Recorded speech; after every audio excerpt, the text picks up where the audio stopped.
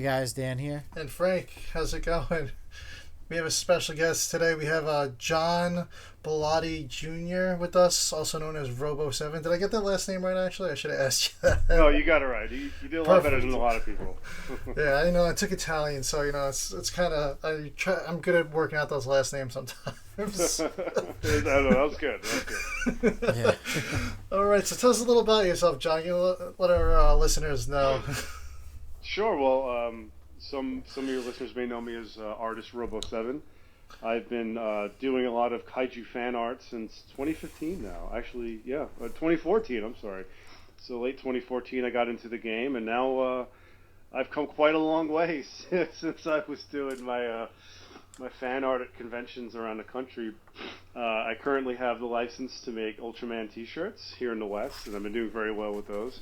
And I am the founder and creator of Kaiju Brooklyn, and we are doing our, let's see, going on to year 2, but our third show, if that makes any sense whatsoever.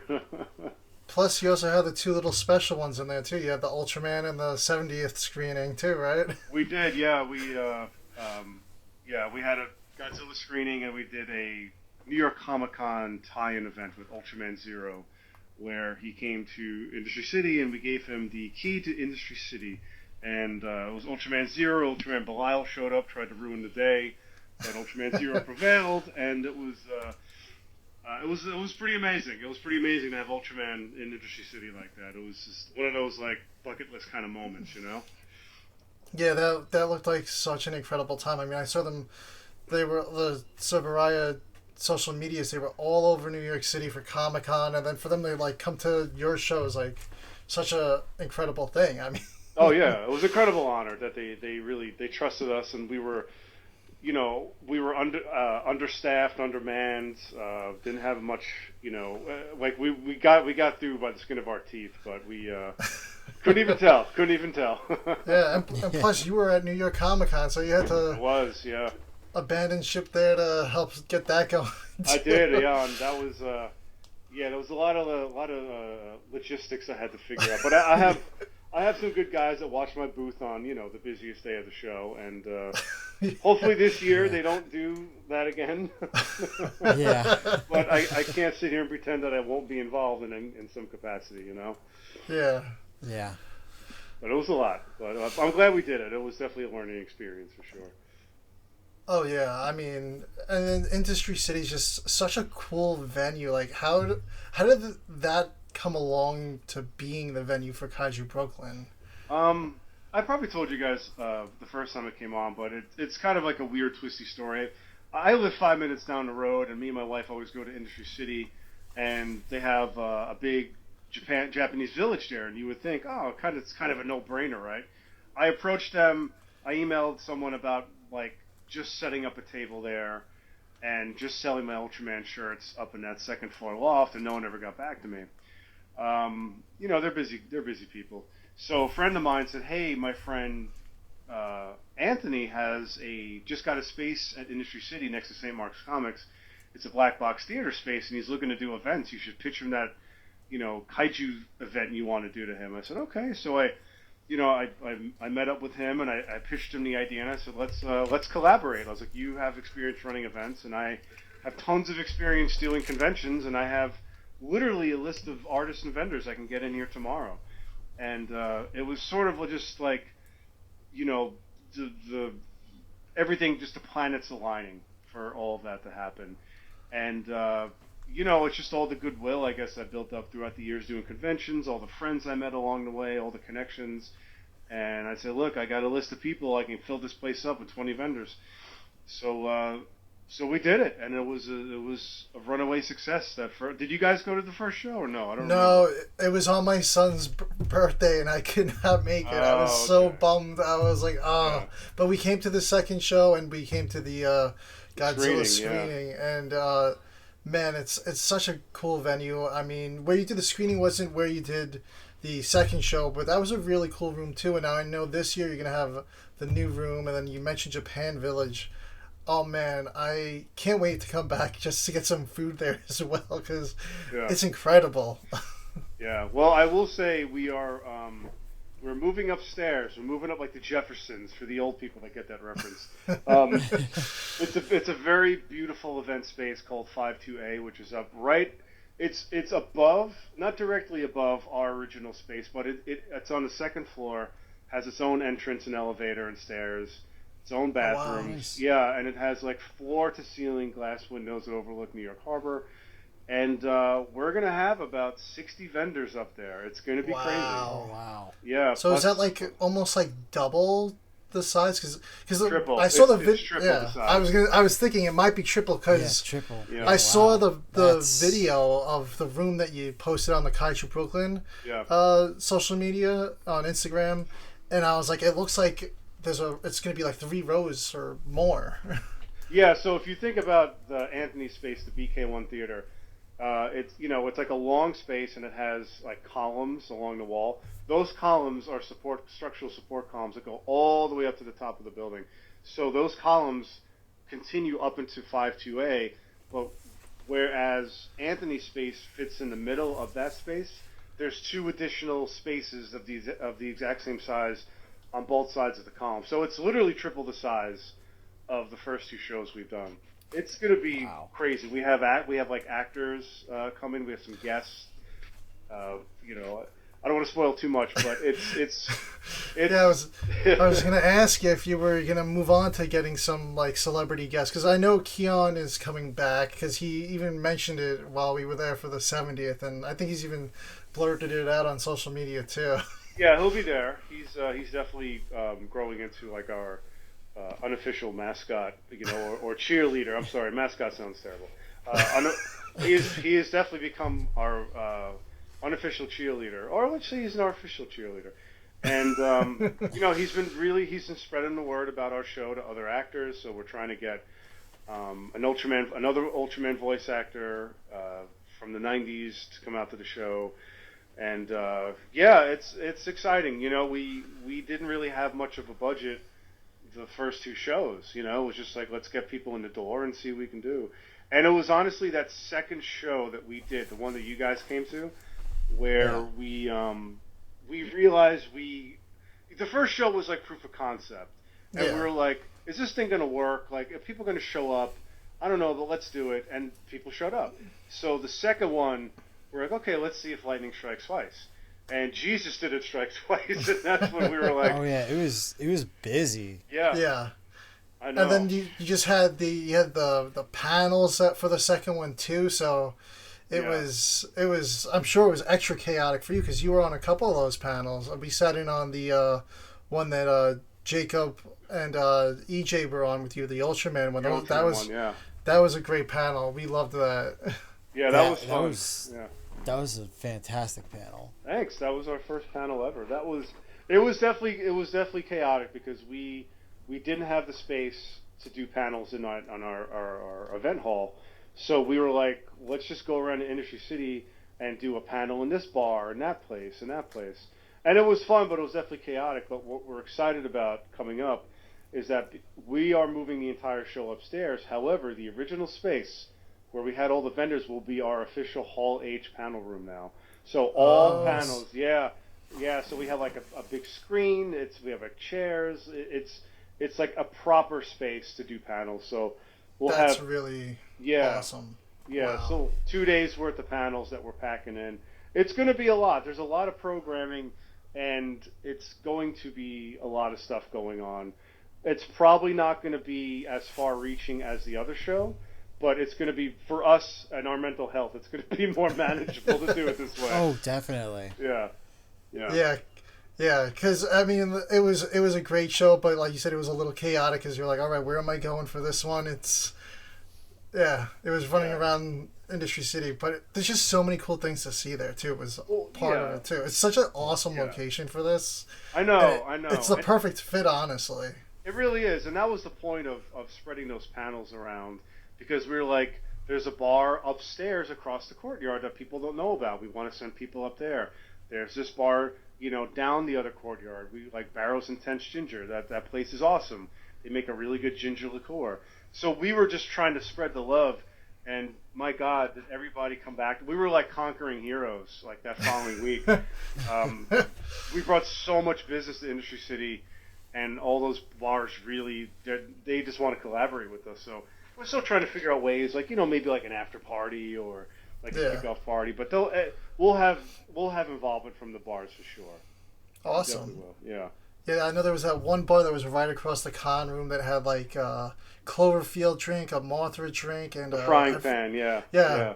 They're our buddies. They're our buddies, and they're definitely going to be involved with us. That Cloverfield one, I was like, oh boy. Oh my God. Yeah, I was like, this one is. I was like, I drank half of it because like I gotta drive. I was like, I think I finished his because he was the one driving. I was like, well, I got more time to sober up on the way. Was that the blue slushy? Yeah, it was like the slusho. Yeah. I was like, oh my God. I was like, gotta go for it. It was really good. At the end of the night, we went over there to like thank them and settle up with them, and the woman behind the bar was like, "Here, take the rest of these." So she poured us like 15. I'm not kidding, like 15 of those things. Put them in a bag, and we went over to Barrow's Intense Ginger for the after party. And I just put the bag on a table, like there was a bunch of artists and vendors, and like a bunch of patrons. We're like, "Here, guys, here you go on the house." It was crazy. It was crazy. Man. They were strong, but they were really good. Oh yeah. They'll definitely be involved with us this year for sure. Oh yeah. Yeah, and you've had some really great artists. I mean, the last couple times, I'm like, oh, but man, I'm like just Prince. I have a whole book here that I'm just already almost filled from the 2 times I've been there. Oh, we are going to have so many artists this year. It's going to be ridiculous. So many, much to my detriment, because now I'm going to be competing with like 50 other artists. No, I'm very excited about it because I wanted to make I wanted to make a kaiju themed event that not only celebrated the toys but the art. There's so many artists. So I have a great team. I have Henry and Lily are my 2 co-conspirators in terms of content and stuff for the show. Anthony Marino, BK1, is obviously my partner. But Lily and Henry, we like scoured social media for artists. I had my list, and they had their list, and we just reached out to so many artists that we were just big fans of, and said like, hey, we have an event that is catered to what you do. Yeah. So we have so many great artists coming in. The usual suspects that you guys have seen the first few shows, but a bunch of new ones coming in from all over the country that we're really, really excited about. Oh, that's awesome to hear. Yeah, I mean, that's one of my favorite things about this whole community is the art. And like, if social media could be kind of crappy sometimes. One of my favorite things about the social media for this is just all the artists. I mean, I'm always looking at different artists and following them, and it's great. There's so many people out there doing some really great stuff for Kaiju and Toku. It's fun to see, and I love seeing it. and that's I think my ultimate goal. I mean, I am an artist, obviously, and I created the show to sell my art and my Ultraman T-shirts. I mean, that was, it's invention is the mother of desperation, right? And I needed a venue to sell my shirts. I was like, I gotta sell some shirts. I got the license. I can't waste it. And then it just became this thing, and it's been easily one of my most successful shows ever. Kaiju Brooklyn 2 specifically, and for a one-day show. So that's why we're excited to see what we do for 2 days, and we'll have enough content for 2 days, worth of panels and events and everything like that. So we're really hoping people show up. I think they will. We built up enough goodwill, I think, and I think now that people have a full weekend that they can explore the show and Industry City, I think it's going to attract a lot more people this time. Yeah. And it'll allow people to come from further, so they're like, "Oh, I could go for 2 days now." Exactly. Yeah. And then for like those that might have things on the weekend, they'll be like, "All right, I can just at least make one of the 2 days now." I could clear the schedule. Yeah. No, it's awesome that you're doing that the 2 days. I think it's going to be a great time. Yeah, no, I can't wait. I really hope I'm able to make it this year. My wife and I are expecting around that time. Oh, so Jesus. I'm like, if I can do it, I'm gonna do it. We'll see how it goes. I know my brother's definitely making it out. Yeah. It's gonna be crazy. Unfortunately it's the same weekend as 5 Points Fest, but we're not too concerned because it's a different crowd, and 5 Points. As much as I love the show on Sunday, 5 Points is really a Saturday show. You know, they have a lot of exclusive vinyl guys that come in from Japan, and I think what's going to happen is a lot of people. I have a feeling Sunday is going to be a very busy day for us because the people that will come in for 5 Points will just do Saturday at that show, and then they'll come to us on Sunday. At least that's the hope, but that's kind of the vibe I think I'm feeling from people. So we'll see. You know, we'll see, but. It's a different kind of show, different kind of atmosphere. We're going for two different things. Yeah. And, is 5 Points the one that's at that brewery? Is that the brewery? It's not a brewery. It's like a mixed use warehouse space. Oh, right. It's up by the Gowanus, and it's an amazing show. I mean, I probably wouldn't have Ultraman shirts in the pipeline if it wasn't for that show. That's where the idea came from. But I love that show. I love the artist there, and. You know, it'll be. I think it'll be beneficial to have both shows on the same weekend because it'll be, you know, cross pollination of attendees. Yeah, no, definitely. Yeah. You know, it's definitely like become like one of our favorite events, and there's not really, surprisingly, I feel like the kaiju fan base is pretty big. There's not a lot of kaiju conventions over here. I feel a lot of them are in California, Texas. Like this is the first like East Coast, Northeast-ish one I could think of. I mean, there was G-Con. G-Con was in the 90s, and that became G-Fest, obviously. And then there was the Asian Fantasy Film Expo, and for whatever reason, that unfortunately went away.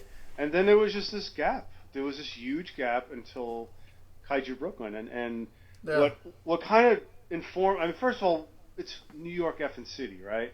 You have millions of people here that grew up watching the Godzilla-thons on Channel 11 growing up. You know, we have tons of culture here. There's no way a kaiju show is going to fail here. I refuse to let. Yeah. I refuse to believe it.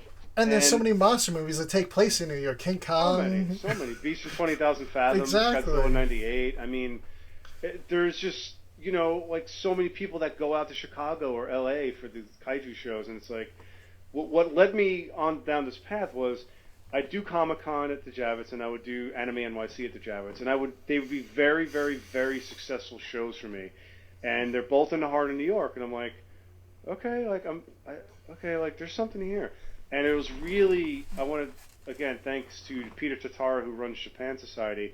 But they had a few Godzilla-related events, and they invited me and Seismic Toys to set up tables in the lobby and just sell our artwork and our shirts.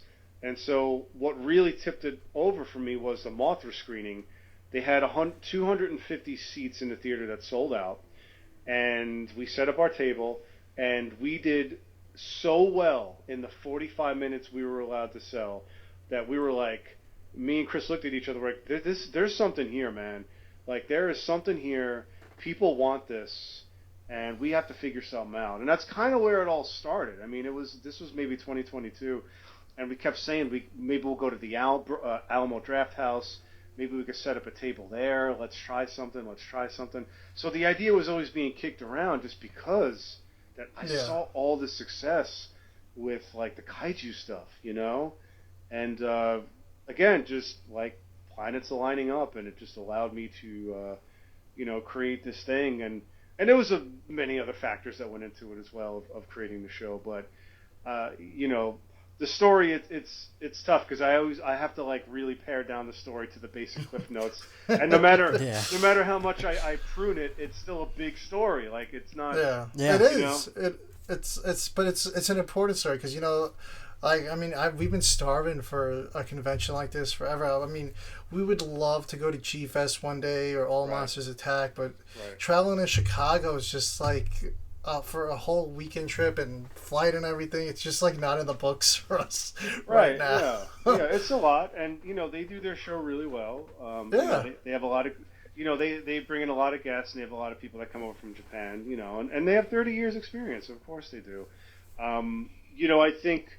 Unfortunately for them, it's sort of a boon for us because, you know, unfortunately, without going into detail, they don't allow the sale of art anymore at that show. So I look at it as like, you know, that was another, you know, notch in the belt as to why I created Kaiju Brooklyn. But that's where I'm like, okay, well then I'm going to take all those artists. I'm going to you know, invite them to participate, and And all the artists that I know that did the show last year said, "Wow, we did really well for a 1 day show." So I'm just hoping that they have that similar success. Especially a lot of the newer artists we have coming out. I think they will. I definitely think they will. And at G Fest there were people that would just come to Artist Alley. They would tell us like, "Yeah, I don't go to the vendor room. I just want to collect the kaiju art." So that's one of my favorite things to do right now is the art. Yeah. Because I'm running out of space, so it takes up the. I have basically like one of the books that the artist put out on the table. You keep all your prints in. That's what I have now. I'm like, all right, I keep a book, and I pull a different piece out for each show, and I'm like, all right, that's my new way of collecting things. That's great. No, that's great. That's what you got to do. That's what I do. I have an art book, and I hang up posters and stuff, but I'm very selective. There's only so much wall space. Yeah, there's only so much wall space. Yeah, there's only so much. Yeah. Because I'm like, sometimes like before I figured out to just do the book, which I'm like, I don't know why it took me this long. I'd be like, I really want this picture, but I don't have anywhere to put it. Yeah. So then I'm like, all right, now I gotta swap pictures out. But yeah. If anyone is in the same predicament that I was, go get the book. Get the book to sort of 11x17 prints, and sometimes you can put smaller ones in there, but that's a great way to go. Yeah. Yeah, that's what there was a guy who would come around G Fest. He's like, I filled like 4 of these books already, and he would just buy all of our artwork. This guy Paul, really nice guy, huge supporter of us, and every year he'd come and fill up his 11x17 print book. Yeah, it was crazy. It was, but it was awesome. It was awesome to see that. No, yeah, that's so cool. Yeah. So I know you only just announced it at the 70th anniversary screening was the Kaiju Brooklyn 3 date, and also Kai Brogan. I saw Kamen Rider Silver made that incredible figure. Is he going to be one of your guests, and is there going to be Kai Brogan figures at Kaiju Brooklyn 3? As much as I would love that. No, Kamen Rider Silver, I believe we invited him, but unfortunately he can't make it out, but some of his stuff will be there. He's got some great looking stuff. He's great. Yeah, he did this Gyra. He did it for fun. That he sculpted it and he put it up for sale on his Etsy. And I'm like, dude, that is a sick stylized Gyra. I missed out on that. I really wish I got in on that. And they had the bag and card and everything. It's a nice figure. It's a beautiful figure. He does a great job with the paints. So we hired artist Nick Shev to do Kai Brogan, and all of a sudden Kamen Rider Silver was like, "Oh, I did this, digital fan art, this sculpt," and I was like, "How much is that to like sculpt and paint that?" He gave me a really good price, and I'm like, "Let's do that." And I said, "What would it cost to make like 90 or 100 of them?" He's like, "Well," he's like, "That's kind of a lot." Yeah. So I was like, "Okay, well, maybe at some point we'll make vinyls and stuff." I just think that, being that this is our biggest, like our big year, we really want to put all of our resources into the show itself, in terms of guests and venue, before we sink, potentially, God, I don't want to know, like thousands into a figure, but rest assured, the feedback, the reception to Kai Brogan has been unbelievable. So, if there's someone out there that has like a 3D printer that wants to just start cranking these things out, I will not say no. But it's definitely on our list of things to do. So it's kind of like a wait and see, like let's get through this year, make sure everything goes well, and then you just reinvest in yourself, and figures, shirts, those will be things that we'll be looking at for sure. Yeah, no, it's such a cool design. It's like, it reminds me of Beast in 20,000 Fathoms and like Godzilla and like a couple other like kaiju all like cramped together, and it's just like oh, it's got that thing over there. Like, I really like the design, and the colors were really nice too. Yeah, Nick did a great job, and it was definitely a collaborative effort, because he was like, I was like, I wanted to be familiar, I wanted to be derivative, and I wanted to look like everything you've known but you can't quite place. And people are like, oh, it looks like the Rhedosaurus, and we were like, yeah, I know. yeah. Or it looks like Godzilla. Like, yeah, I know. And that's the point. Yeah, that's what we like. Yeah, exactly. It's it has to be familiar yet sort of new. I mean, that's kind of what we went for, and mission accomplished because everybody seems to really like it. Yeah, no, it's a really a wonderful looking kaiju. Yeah. Well, thank you. Yeah. We appreciate that. I'll pass along the message to Nick Shep. He'll be very happy with that. Yeah. And so speaking of designs and everything, I know you got, you do the Ultraman shirts. You got some Ultraman trading cards in the pipe. Do you have any other Ultraman things you could possibly tell us about, or do you got to keep anything under wraps right now? Yeah, yeah. I mean, there is the Bemular toy that I designed for Seismic Toys that we have. Oh, wow. Yeah, that. Oh, nice. We announced it a while ago, but they shifted gears to move towards the Shin Ultraman stuff, and their Shin Gomez has been a huge success for them. Oh, yes. So now that that's released, we're going to revisit it, and one of the things we're looking at doing is like a limited run of like 20 Bemulars painted in the Robo7 colors, and maybe out of the 20, like we'll do 10 and paint them in like the Kaiju Brooklyn colors of magenta and yellow. So, oh, nice. Yeah, so that's something fun we're working on. I have an Ultraman Z shirt that was released late, in October, so that'll be a brand new shirt basically for Kaiju Brooklyn. I have a Baltan shirt that I haven't even printed out yet. Oh. Yeah, I got that approved a while ago. I just really need to move a lot of the newer shirts that I have in order to make space for the newer ones. So I really don't have. I'm working on a Blazar shirt. Yeah. That's gonna kill. That is. Yeah, I'm excited about it. Yeah, I'm excited about that one. We just reviewed the movie earlier in the week, and I was like, "Oh my god, this movie was so good." It was pretty good. Yeah, it was pretty good. I wanted to love it more. That was my impression of it. And yeah, I liked a lot of the shots was what I liked about it, and some of the action sequences. Yeah, it was definitely it was nice to see them have a slightly bigger budget than the TV show. Right. I mean, it was good. There was just, I think some of my issues were more with the directing and some of the pacing. But, Blazar has always been a very intelligent show, and they're very, what I love about the show is just the detail they put into it. But I just finished Ultraman Arc. That just wrapped up the other day. I haven't got to watch that finale. I've seen a lot about it, but so far I thought it was. I enjoyed the series. It was a very hard. I felt like it's very hard to follow up Blazar. With Arc. I called it the Blazar bias because I was like, "What is this Arc? I don't want to watch this." And my buddy at Works at Ultraman Connection was like, "No." He's like, you need to watch these. Because I stopped right before it started to get really good. And he was like, no, you need to stick with it. He's like, it gets really good. And I'm like, okay. And I'm glad I did because it's a different kind of show. It's a very understated show. But it's also a very artistic show and a beautiful show.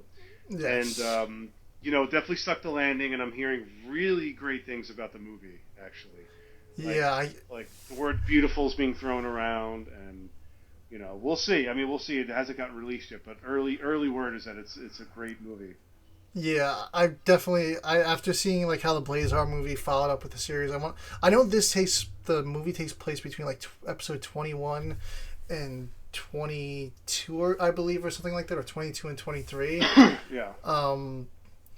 And then, I know you just mentioned the Ultraman Connection. How did you get that connection with Ultraman Connection? Because EJ did the recap episodes this season, and I absolutely those are honestly some of my favorite episodes. Was his recap on the English stuff and the English episodes, because he has some great insight on them. Oh no, he is the fan. He is the most knowledgeable Ultra fan I've ever met, and he bleeds this stuff, and he's the perfect guy to work there. But basically, the Ultraman Connection guys are connected with Subaraya Fields Media, which does all the Western licensing and stuff.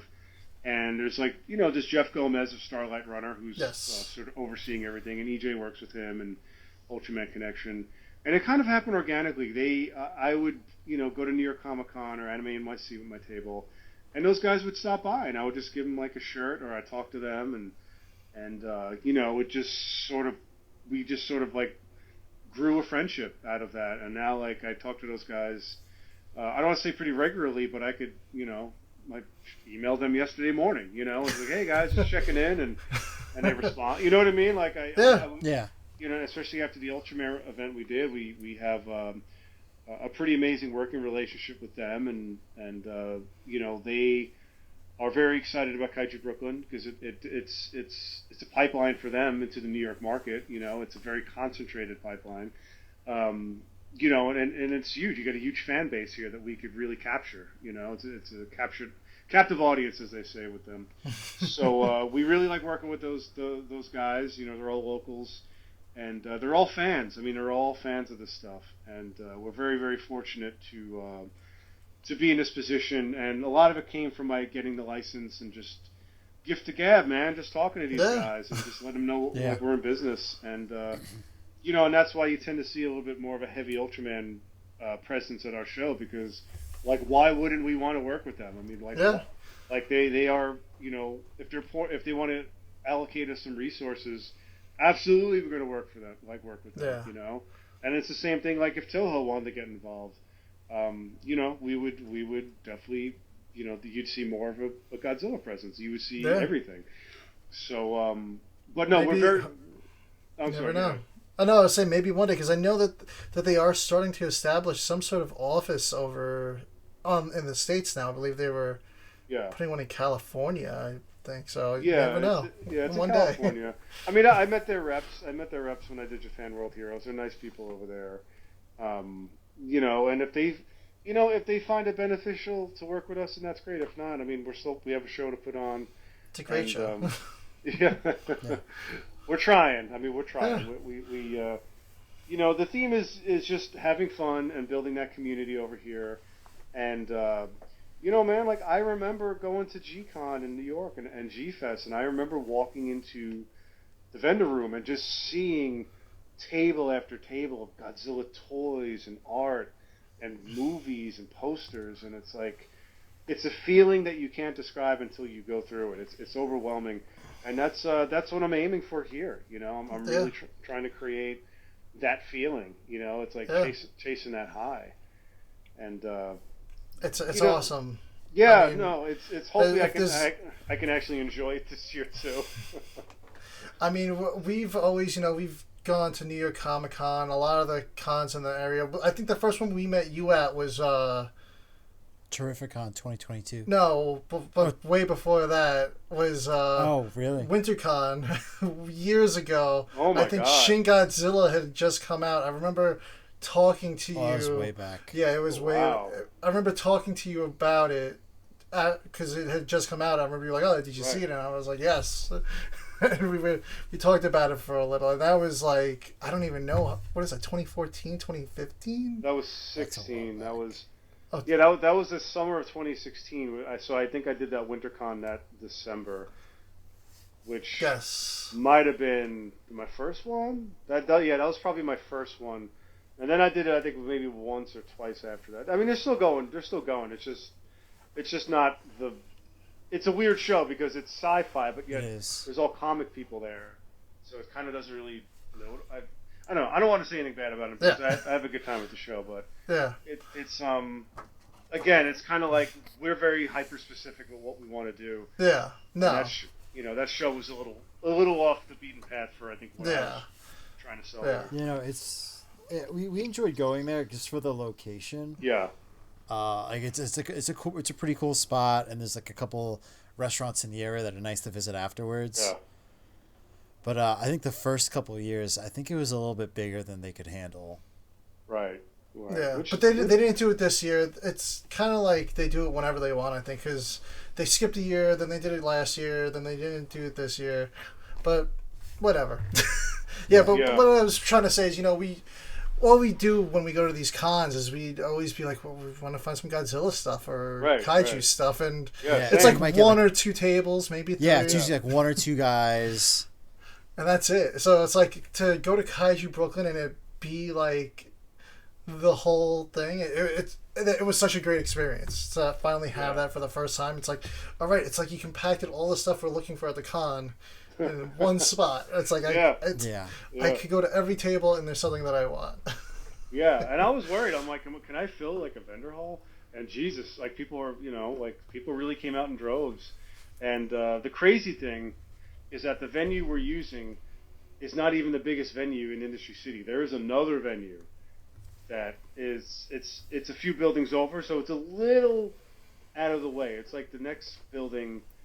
Like when we do our screening for Kaiju Brooklyn in that courtyard? Yes. If you walk through that side of the building and you go to the next building, there's a bigger, like a huge event space over there where we could literally put the entire show. So that's kind of the dream is, we want to end up over there with like hundreds of, like 100+ vendors and guests. I mean, that's when we'll get like 10 guests in and, I can see it. Yeah. I can totally see it happening, man. I think, just even that 70th anniversary screening for Godzilla was packed out. It was, we sold out. I would have done a few things differently in that event, but it was a good time. We sold out, and even Shin Ultraman, when we did the screening of Shin Ultraman, the first Kaiju Brooklyn, I think we had 125 seats that sold out. I mean, it was crazy. And same thing with Godzilla. I think we were able to get like 110 seats comfortably, and it was sold out. A few people didn't show up day of, but whatever. I mean, you were there. I mean, it was a great time. That was great. Yeah, we met Keon again. We had met him in the summer. And I'm so embarrassed about this still. So I had the R.R. Parks Shin Ultraman card set, and he signed it for me. He's like I don't want anything for it. He's like, I signed it. I must have, when I was watching the movie, it must have somehow fell out of my bag or something, because I got home and I could not find the stamp card. Oh man! I put it in a box in the bag. I'm like, and it's not in the box, so I'm like, how? Yeah. And I lost that card, so I bought a new one, and I'm like, all right, I know he's gonna be back. I'll find him again, and I'll pay him if I have to. I was so embarrassed because I ended up linking him up with Richard Parks, because he was like, where did you get this card? He's like, I didn't even know they made these, and I'm like, these are officially licensed Ultraman trading cards. He's like, there's no Dr. Unda stuff. I'm like, I'm like, he's like, you think you could get me some? And I'm like, yeah. So I linked him up, and Richard sent him a bunch of those cards. So he's like, oh, I'm gonna start bringing them around now. No, he gets a kick out of that. What I love about Keone is that, he just loves meeting the fans, and I think having a show like this where he could really meet people that he's touched, and have seen his work and are rabid fans. I think that means a lot to him, and he's definitely super appreciative of everything, Yeah. And he's got an insane resume. I mean, oh my God, people don't even realize the amount of things he's voiced, he's acted in. Oh, he is a legitimate working actor. Like when you think of a working actor, like that's him. Yeah, he's nonstop. Yeah, it's incredible. If you gotta just take a look at his IMDb. It's just he's got a long list of credits, and one of the funniest ones that I didn't even realize until I just saw a clip pop up on. I'm like, wait, is that him? Is the dude where's my car scene with the tattoos on their back? Oh, really? He's the tailor that yells at them, saying, "Your tattoo says dude. Your tattoo says sweet." Oh, that's hilarious. I was like, that's like one of the most iconic scenes in that movie. I had no clue it was him. Yeah. Until I saw it, then I'm like, let me look down his IMDb. I'm like, oh my God, that's him. Yeah. That's hilarious. I know. Yeah. Yeah. And then, I mean, of course, we talked to him for a while about Ultraman, and at Terrificon even, he was like, I'm going to be in New York. So he's like, you guys are from New York, you're in Long Island? And we're like, yeah. He's like, all right, hold on a second. Stand here on the side. I'm going to sign these things. I need to talk to you. So then he was asking me about trains, hotels, and restaurants. Yeah. Really cool guy. Yeah, really he cool. is. Yeah, he hung out on my table at New York Comic Con for a couple of days, and we just talked the whole time, and we had a good time. We had a good time together. He's really, really just I respect the hell out of him. And funny enough, we actually worked on the same movie together. He worked on Men in Black 3, and it was this big Chinatown set. And I actually worked on that Chinatown set back in 2010. It was really funny. So we were sort of geeking out about that, and he would tell me stories about back in the day of like dubbing Bruce Lee movies and shit like that. I mean, I would just sit there, my mouth wide open. It's like, well, just keep talking, man. Keep talking. I'll listen. Yeah, I mean, that man has a lot of stories. I'm sure. Yeah, and we're gonna give him a panel at Kaiju Brooklyn this year. All right. He definitely deserves one for sure for his body of work. So we're pretty excited about that. I'm looking forward to that for sure. Yeah. Yeah. And what else did I want to ask you? So kind of jumping around here, but that just came back to me. Well, since you mentioned the whole Ultraman connection before, I know EJ's been doing at a card store in the city. He's been doing a lot of like almost tutorial sessions on the trading card game. Right. Is that something that might be going on at Kaiju Brooklyn? You think they're going to be bringing the trading card game with them there? Are they going to be there, Ultraman Connection? They'll have a table for sure. There's going to be an Ultraman Connection panel. We are working on something. I won't say anything else. Right. I don't want to jinx it, but we are working. We are trying to figure something out. It's really just it comes down to space, for what they need, and so hopefully we get stuff worked out.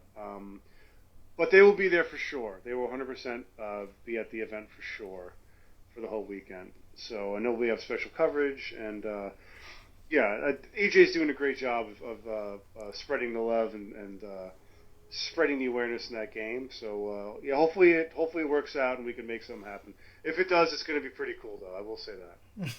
All right. Yeah. Yeah.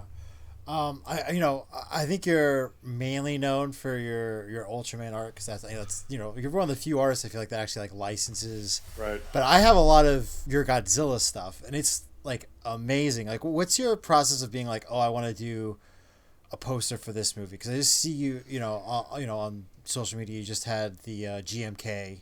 Yeah. You're working on. I was working on Ghidorah today, so it should come as no surprise of redoing a GMK poster.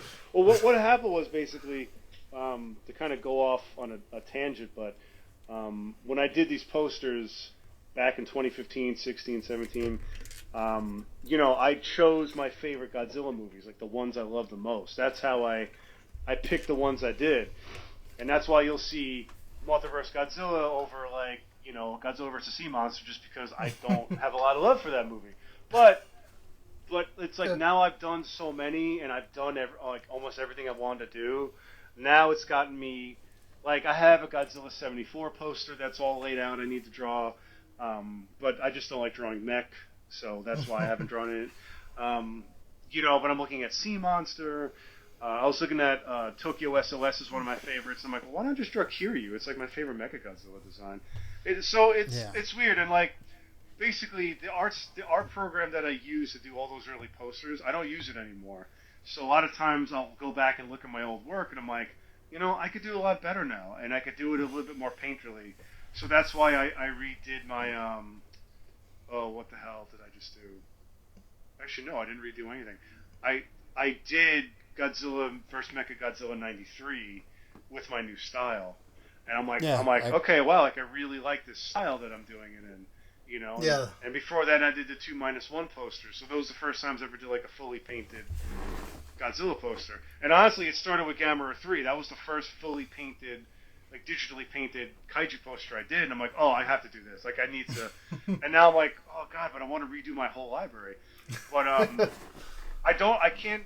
I did Godzilla vs. Mechagodzilla '93, and so I'll have prints of those. And I really liked the way it looked, and I was like, I want to do another one, and like, what the hell am I going to do? And I was never happy with my GMK poster when I originally did it. It always sold pretty well, but it just, I cropped out Godzilla too much, and I just wasn't crazy about it. So I told myself, like, let me redo that poster, and I came up with a really cool composition for it, and I'm really excited. Like, I just want to get to that point where I just put the text in, and I have this design. But yeah, honestly, I think it was -1 because Yamazaki has cited GMK as an inspiration to -1, and you could see it because Godzilla's a total asshole in it, like he is in GMK, which is and it's my favorite Godzilla. Like I love the GMK personality, so I think that was just in my brain, and I was like, oh, I got to redo this poster. Like I'm gonna draw it, and then I was watching the Pluto Godzilla channel, and Tokyo SOS came on, and that movie has a special place in my heart because I saw it in the theaters in New York in 2003. When nice. they had a big Godzilla festival at Film Farm on Houston Street, and seeing that in the big screen was amazing. And it's just it came on, and I caught it from the beginning, and I'm like, I fucking love this movie. Like it's weird. Like it's just weird. Like it just comes out of nowhere, you know. It comes out of nowhere, and I think also for me, I went so hard on drawing ultras the last year or so that I need to like take a break and draw, like especially Ultraman Z. Like it was 5 versions of Ultraman Z, and it was a lot. It was a lot of chrome, a lot of shiny chrome, and I go a little nutty. I'm like, I need to draw something organic. I need to draw some textures again. So that's when I came back to doing the Godzilla, first Mecha Godzilla, and then once I got that taste in my mouth, I'm like, oh man, I need to do another one. But then I'll get tired of that, and I'll go back to an Ultraman. Now I'm like, oh man, I want to draw an Ultraman poster. So, but it keeps it fresh. Keeps me engaged, keeps me excited to want to do it. Otherwise, you just get kind of burnt out, and I don't really want to get burnt out with this stuff. No, definitely not. Like you don't want to get burned out. Yeah. It's just like I really like your posters. I think you're like probably the artist I own the most posters of that you and maybe like Jeff Zorno. Yeah. Oh, thank you. It's just like these to me they seem like that could be a real. I could go to the theater and that would be what they have up on the wall. Thank you. That's basically what I set out to do, and that's why I go so hard with the realism. Someone called it a. They said I have a stylized realism, and I'm like, yeah, I like that because all my favorite illustrators are like stylized, realistic artists, Yeah. And when I started doing these posters, I basically started doing them because of an anime store that I'm a fan of out west, who I won't name, were selling a Godzilla vs. Ghidorah poster, and it was a cool poster. I never saw anything like it, and I said, hey, how much is that poster? And he gave me the price. I'm like, oh man, and I pulled the old school Italian thing where I'm like, $40, I could just make that myself, like old Italian guys. And I was like the oldest school Italian guy. I'm like, I ain't gonna buy a pizza. I can make my own damn pizza. Yeah. So I did my own Godzilla vs. Ghidorah poster, and it kind of blew up, and I became a thing. I became known, and that's kind of how I got my start.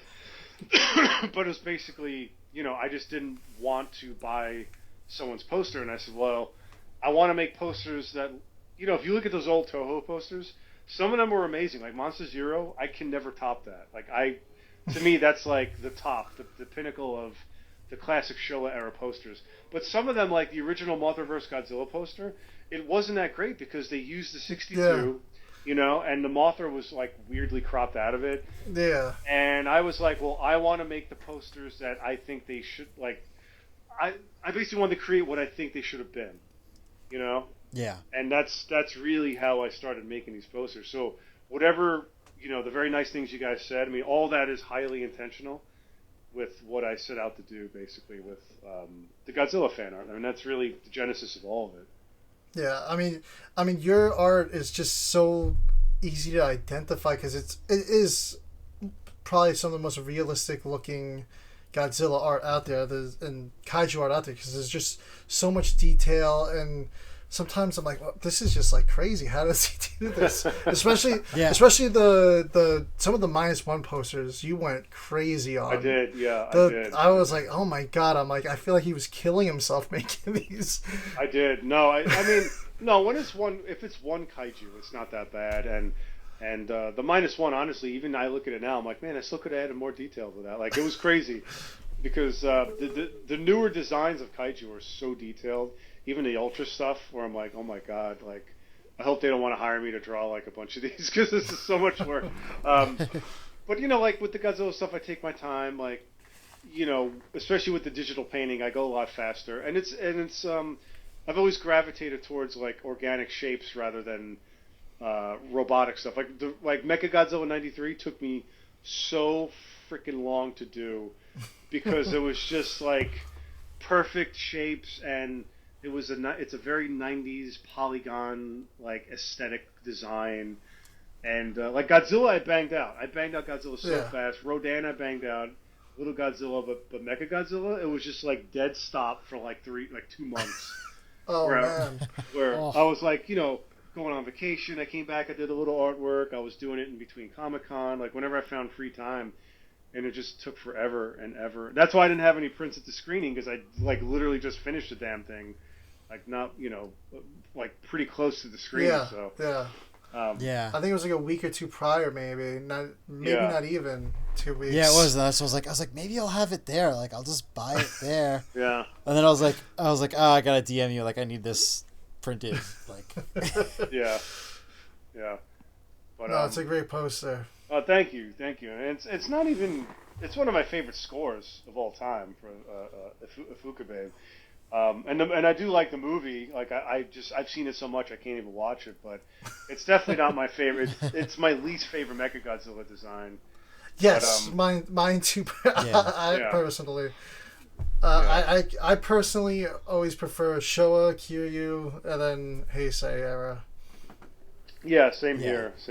And you know what it was too? I was looking at all my Heisei era posters, and I'm like, I need to make another one. So that's why I chose Mechagodzilla. I still got to do an '84, and that's one of my favorites. Yeah, that's been very, very hard for me. I don't know why. Yeah. Like Shin Godzilla, I figured out. -1, I figured out. But '84 has been so it's hard. One of the weirder looking, like, Yeah. It's one of because they had that mech puppet thing. So it's like, what version of that Godzilla do you want? Like, Yeah. It's one of my favorite movies, though. Same here. No, by far. I think it's very criminally underrated, and I think it's one of the best Godzilla movies ever made. Which is why we had a great time screening it at Kaiju Brooklyn 2. But I think this one time I had a great idea for a poster, and I didn't write down the idea, and I can't freaking remember what the idea was. But because there's not. I mean, if you look at that movie, it's Godzilla, it's the Super X, and like Shinjuku, and you could do the big radar dish that attracts Godzilla to Mount Mahara. I could throw that in there. I mean, there's things I could put in there. It's just I need to find. Don't forget the chakras. That's such a. Yeah. I wish they would have done something with that. Like brought that back as like a larger monster down the line or something. Right. Almost like what they did with Megairus. They took like the Megairus, they used that was the Meganulon from the Rodan movie. Yeah. They're like, oh, let's bring that thing back and let's just make him bigger this time and a giant dragonfly now. Yeah. Yeah. Well, there's this guy on YouTube. I watch his videos. I actually think he's from New York. He's called Big Action Bill. Yeah. His videos about the Heisei era are just so good because he goes into all like the this could have happened movie plots that like Toho's just like, nah, we don't want to do it. And whenever they say like, oh, I'm like, that sounded like the coolest movie ever. Why didn't they do that? Yeah, I like his videos. They're very entertaining. I'll pop them on, and yeah, he's very knowledgeable. He's got a lot of good knowledge. But yeah, it's weird. Like Toho, as much as I love those movies, they have no idea what they're doing. Like there is no roadmap. If you read all the concepts that they came up with in the Heisei era, like there was originally it wasn't after Biollante. They were like, oh, we want to do something that's more familiar. We want to do something to make some money. So they were like, well, let's do King Kong vs. Godzilla. They couldn't get the rights for it, so the backup plan was Godzilla versus Mecha Kong. Like seriously, like that's the plan? Really? Then they were gonna do Godzilla versus the Devil, Godzilla versus. I think there's a Ghost Godzilla one. And then they just end up doing this like routine King Ghidorah movie. Yeah. I don't know that they, I think now, I said they needed like Marvel's Kevin Feige. Yeah. And when I saw -1, I said, oh, they have to give this to Yamazaki. They need to let this guy architect the shit out of the Godzilla movies. Mm-hmm. And I'm so glad he is not doing a Star Wars movie and he's doing a sequel to -1. Yeah. Yeah. Yeah. Yeah. That would have been, not that he would have done a bad movie, but it's just like Star Wars just needs to cool off. Yeah. Yeah, and I just don't want to see him get swallowed up by the Disney machine. Yeah. He's got a Yeah. very unique style, and I'm just afraid of him losing that style when he's making American films. Yeah. I remember when like all the Hong Kong guys came over in the '90s, like John Woo and Ringo Lam, and they were making Van Damme movies, and some of them were good, man, but they just didn't. I don't know, like they lost a step, a step or two. Working with Hollywood crews is just a whole different world. Yeah. So, Yeah. I really just hope that they kind of make him that position, like he said. I believe. What did the new trailer? I think the trailer did say he's in charge of 100% of everything of that movie. It sounds like. I mean, he should be. He really should be at this point. Yeah. Yeah, no, I will always love Gojira, that first movie, but -1 is just Yeah. Oh yeah. it's hard to say it's my favorite because it's there's so many good Godzilla movies, but it's up there. It's 1A, 1B, Yeah. I was could not get that movie out of my head for weeks after we saw it in theaters. I was just thinking about it every day. I'm it was just so incredible. I mean, I haven't seen a Godzilla movie on the screen, a Japanese Godzilla movie on the screen in years. I mean, we luckily, Fathom Events was doing those. They played against Mechagodzilla. What they did a couple of them. They did Tokyo SOS. They did 2000. Yeah, they did 2000. Yeah.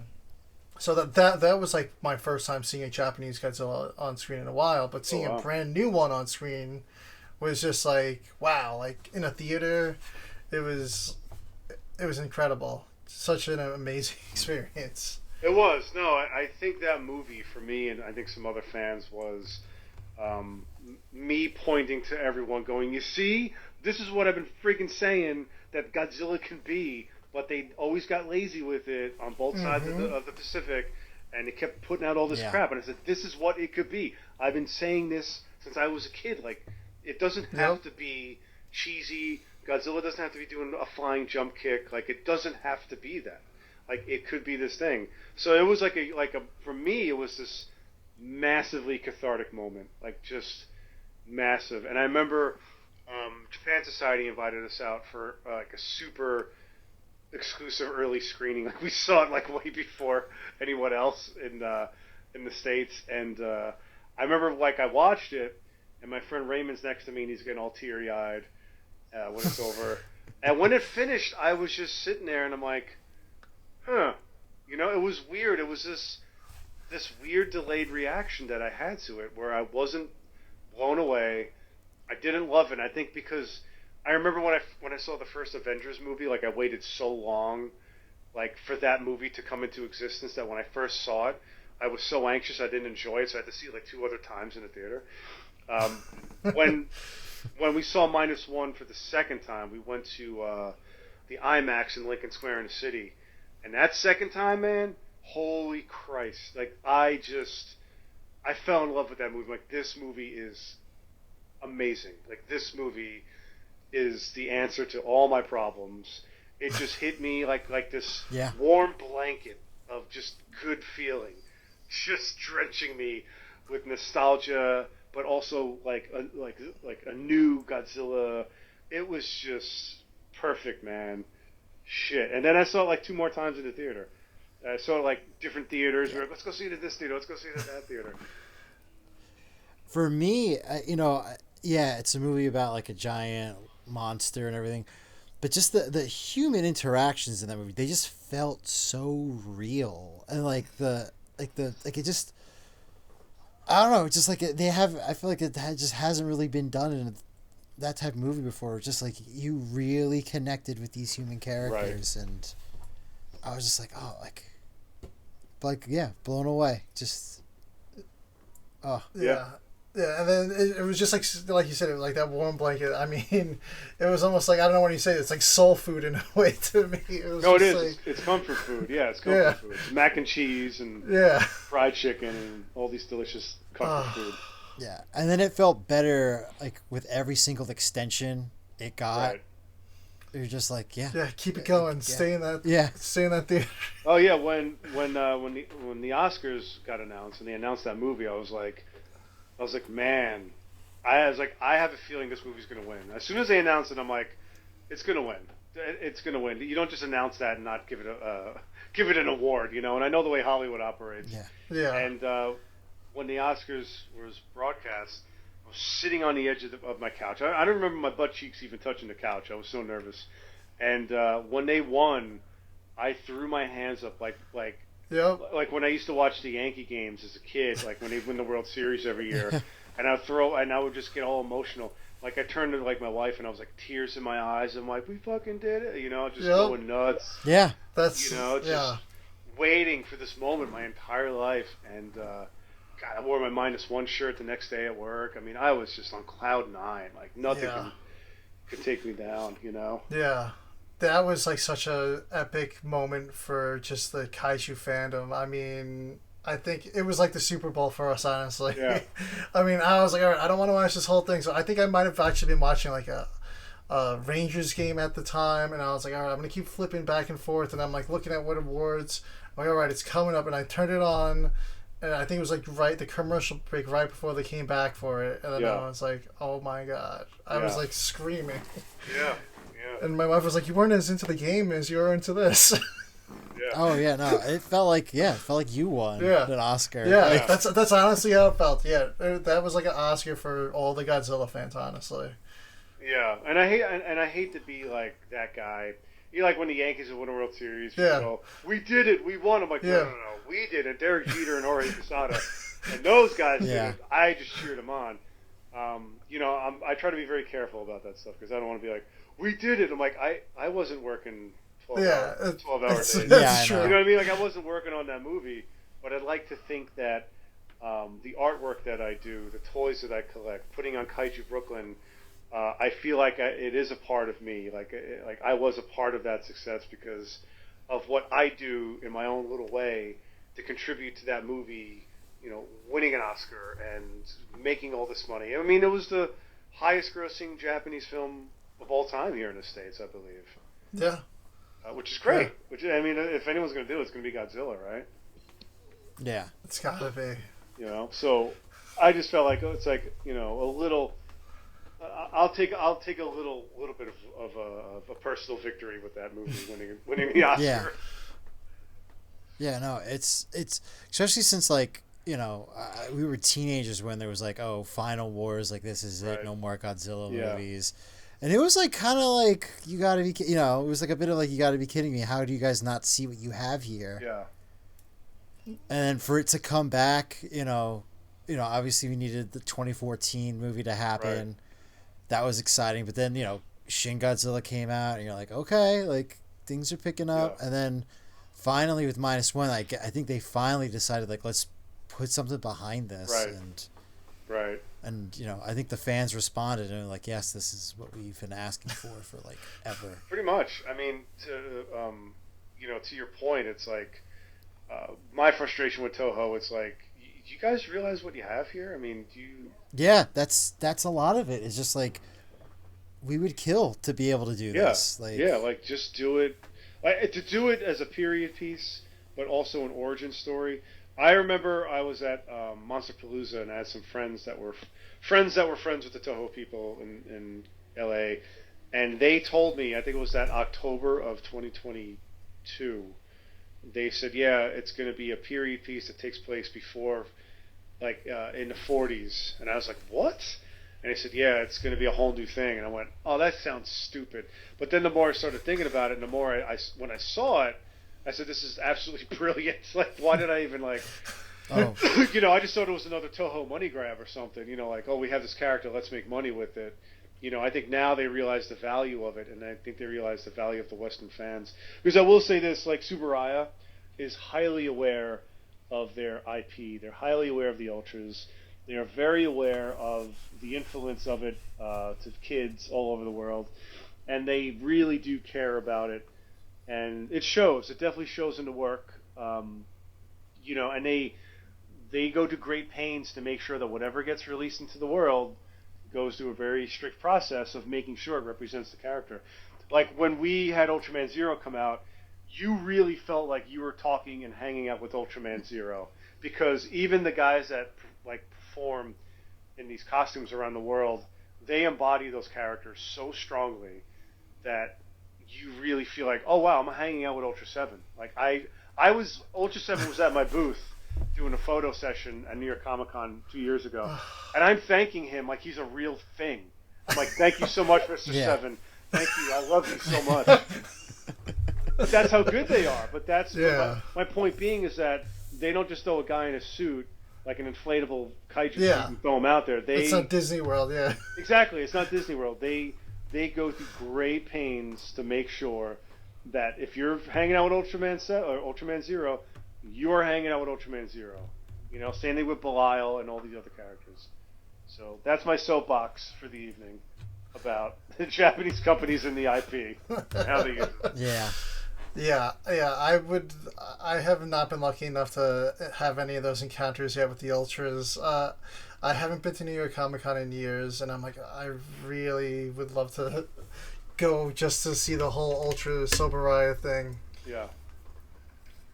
It's it's definitely worth it. It's definitely worth it. And this year, last year, during their big panel on Sunday, they had Ultraman Arc was the big draw, so he came out, and I don't think Blazar was there. I think the original Ultraman was there.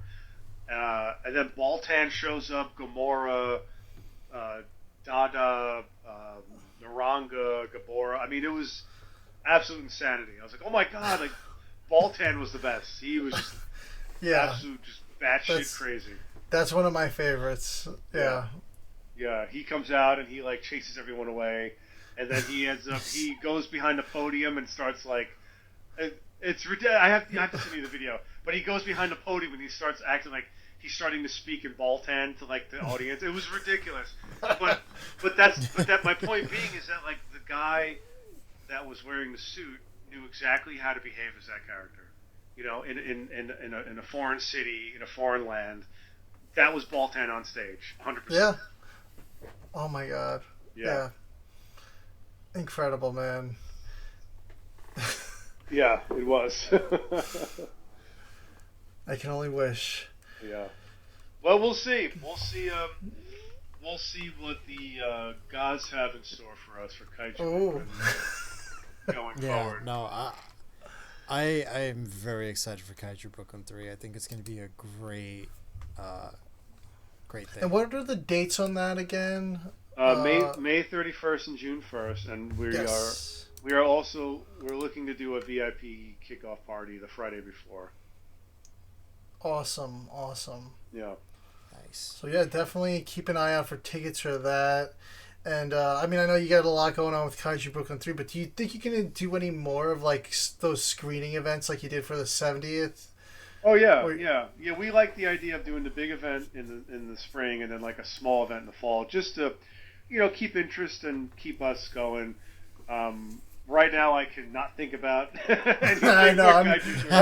It sounds like you're in a Kaiju Brooklyn 3 whirlwind right now. So I don't expect a lot of answers on that. But I was just curious if you were gonna bring it back or. Yeah, I think so. I think because that's easy. Because that's just we rent the movie, we set up some chairs, throw up a screen. It's easy. Have a few vendors come in and hang out. I would love to screen Gargantulas. That would be... I was just gonna recommend that. I was gonna be like, there's 2 Gargantulas. Yeah, that's one of my all-time favorites. And God, if I can get Russ Tamblyn to come hang out with us, Jesus, that'd be great. That would be insane. Yeah, I would love it. But that's on my list. So I'll talk to my partner and we'll figure something out. But like usually what's probably gonna happen is after Kaiju 2025. I will take a month off and not think about anything Kaiju related for a little while. And then, the summer picks up and I start like getting the itch again. Although after Kaiju Brooklyn 2, I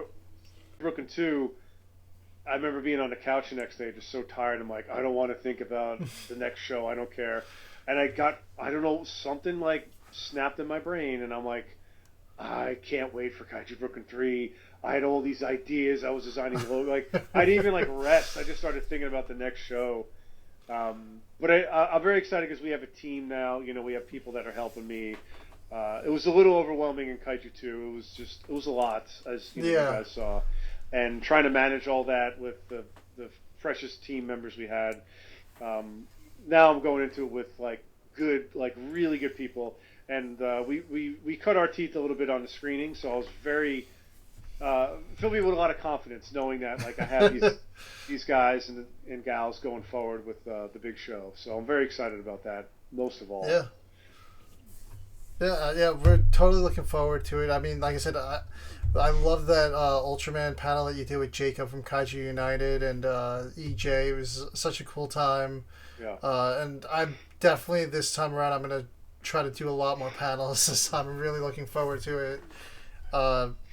And yeah, you put on a great show. We're looking forward to it. I'm not sure, Dan, did you have any other questions or anything? Or if you had anything else, John, that you wanted to talk about?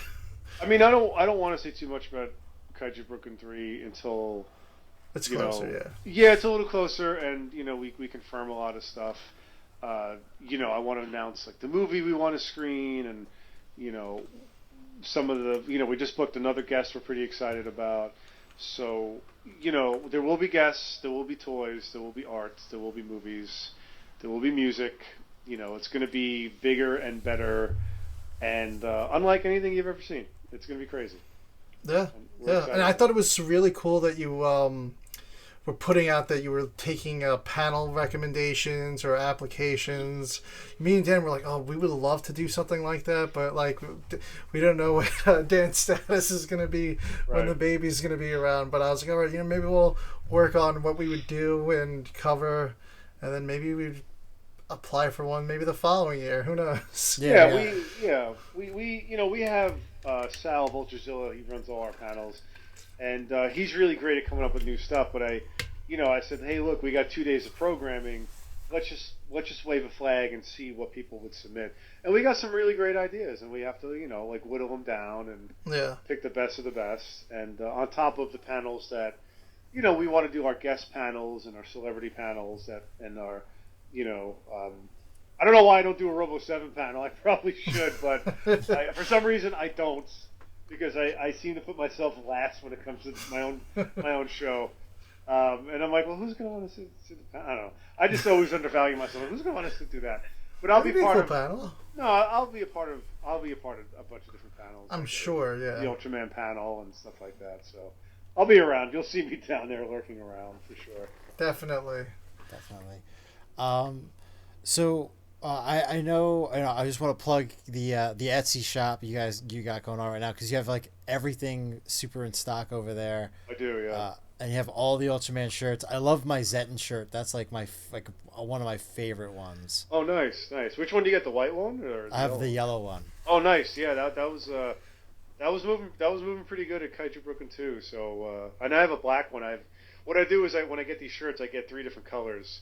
So that I got white, black, and yellow, and I haven't even released the black one yet. I just sort of wait till I sell the other ones. But that's one of my favorite shirt designs, actually. Is the black one on Big Bad Toys? I feel like I've seen it pop up on there. Yeah. So Big Bad Toys, I try to give them some exclusive stuff. So I'll give them stuff that I don't normally sell or I haven't released yet, just to give them an exclusive T-shirt to sell. I did that Mega Monster Battle shirt it was a navy blue, I think. And only they had it. I never even saw any. I just had it sent directly to them. And I have a Caribbean blue one that's really popular. It's funny because I do these black shirts and everybody wants a colorful shirt. So I'm like, okay, well then I'll make more colorful shirts. Yeah, I love the red one. Yeah, I saw you got it on. That I'm pretty much sold out of that. I think I have a few extra large sizes, but that shirt flew like crazy. So clearly the people are telling me something, and I need to pay attention to that. Yeah, no, it's. I think the shirt's great, and then what social media is your the best thing to follow? We have your Instagram, Twitter, Blue Sky. Instagram for sure. I mean, I'm on all of them because I have to be. But, yeah, I know. It's kind of it's awful, but it is awful. No, it really is. It's not only Robo7 stuff, but then I have to be on for Kaiju Brooklyn, and I'm like. I just can't wait to hire someone to just be the social media handler, and I don't have to do it. because it's a lot, and I'll be going and I'll be doing all the promoting of the show, and I have to like, remind myself to make a post and stuff like that. So it's a lot. It's a job in itself, Yeah. Oh yeah, definitely. I mean, I don't want to sound like I'm bitching about it because it is fun.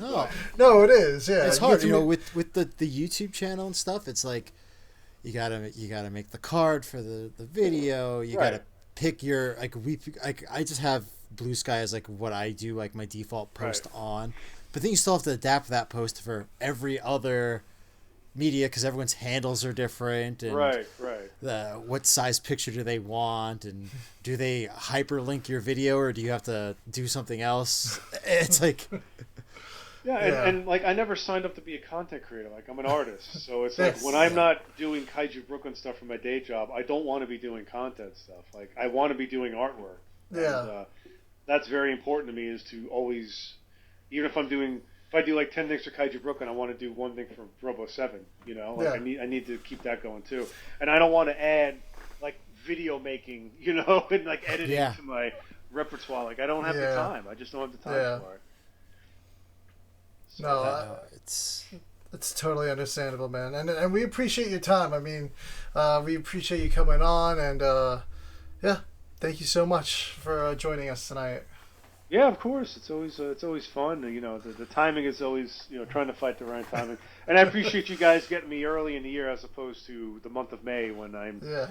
And I mean, I do need to promote the show, obviously, but for some reason last year, man, everybody just wanted to talk to me. I guess because the show was the same month, but everybody wanted to talk to me in May, and I'm like, oh God, like I know I have to do this and I want to do it, but it was just like. It got to a point where, speaking of social media, it's like, Twitter, Facebook, Instagram, then TikTok, and then people emailing me, and I would get asked to be on these different podcasts, and I'm like, cool, I can't wait to go on. I'm like, shit, where did they email me? Like, where was that? Was that on Instagram? Was that on Facebook? Like, how do I, like, and it was just maddening. Like, I need a social media. I need a manager for me, just for me, because I couldn't keep track of it. It was insane. Yeah. So I appreciate you guys getting me a little earlier when I'm, before my head gets just filled with crazy. Yeah, well, when you told us at the 70th, you're like, oh, try to get me earlier so I'm not bogged down. I'm like, oh, that's fine. Yeah, like, we'll get past the holidays and then I'll grab you. Yeah, no, I just wish I had more to really tell you. I could give you some hints for actors. Like, we have a very nice lady coming to the show, and you have definitely seen her in a movie with the giant monkey. Oh. Yeah, she's been wanting to do our show, and we've been wanting to get her for a while, so we have her coming up. You know about Keone. We have a very special, legendary Japanese toy maker coming as a special guest to our show. He makes licensed stuff. We have a very nice guy, very talented guy from a sci-fi reality show where he was doing special effects and makeup work. So we're very excited about him. And we just booked somebody from the Power Ranger series. Oh, nice. Yeah, we're very excited about, and we'll see a lot can happen between now and the show. It's still very early, it's still 5 months out or whatever, 6 months. And we have a list of people. It just comes down to resources. Like, can we afford it? And little by little, we're doing it. Everybody for Kaiju 1, people are like, oh, great show. Wish they had panels. So the next year we gave them panels.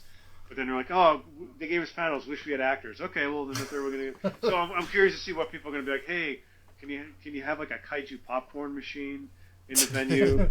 And can you do Kaiju Brooklyn in my driveway or something? Like, so I'm kind of curious to see what requests we're gonna get. Or can you have a drive-through? Oh yeah, one guy on Instagram was like, Kaiju Brooklyn looks so cool. I wish you'd do one in Texas. I'm like, hey, hey, you got 2 of them, man. Like, Texas has so many. You got 2 of them, and you got all the anime companies down, and you got Anime Matsuri. Like, you guys are good. I think Paramorphicon's down there. Yeah, Paramorphicon's there too. There? Yeah. That's like a hub for Texas-based con. I understand Texas is a very big state, right? But they have quite a few conventions down there. Yeah, Texas, California. We have just Kaiju Brooklyn for us. I mean, but that's the only Kaiju based one. But we got a bunch of other Comic Cons, but this is the only Kaiju one we got. Right. Exactly. Yeah. Exactly. So. That's amazing. Oh yeah, yeah. I hear it all, man. You hear it all. You know, when you deal with people, it's like, okay, yeah. Some guys like, I love you do it in Miami. I'm like, well, we're not like a traveling show. Like let us get like another show under our belt before we start traveling the country. Kaiju Miami. Yeah, I mean, we would love to do like an LA show or Seattle or something. Seattle would be a lot of fun. Puerto Rico would be huge because this stuff. Believe it or not, this stuff is huge down in Puerto Rico. In fact, I got to get my butt down there with my Ultraman shirts because I would probably do very well down there. Yeah, we did see there was a comic that Dan sent me the other day. It was like a sort of a kaiju based, Puerto Rico based story. I was like, oh, we might have to pick this one up. Yeah, yeah. So, but yeah, I mean, do you guys have any more questions or? No, I think we're good. We'll let you go. Yeah. Have a good night. Hopefully, you're not too snowed in. I don't know what your snow situation is out there. It's snowing. It's snowing over here in Brooklyn. Yeah. We're definitely gonna. I have off tomorrow, but I got 2 kids and I have to go to New Jersey, so I'm gonna have to shovel out either after this or in the morning. Yeah, I think I'm doing it right after this. We'll see when it stops. But yeah, like I said, we appreciate you coming on and enjoy talking to you. And super looking forward to Kaiju Brooklyn too. Awesome. Thank you guys so much for having me on. I appreciate it. 3, yeah. That's it. Yeah. I like to see Kaiju Brooklyn 2025, but you guys can call it 3. It's totally fine. Yeah, 2025. Perfect. Yeah, it's going to be great.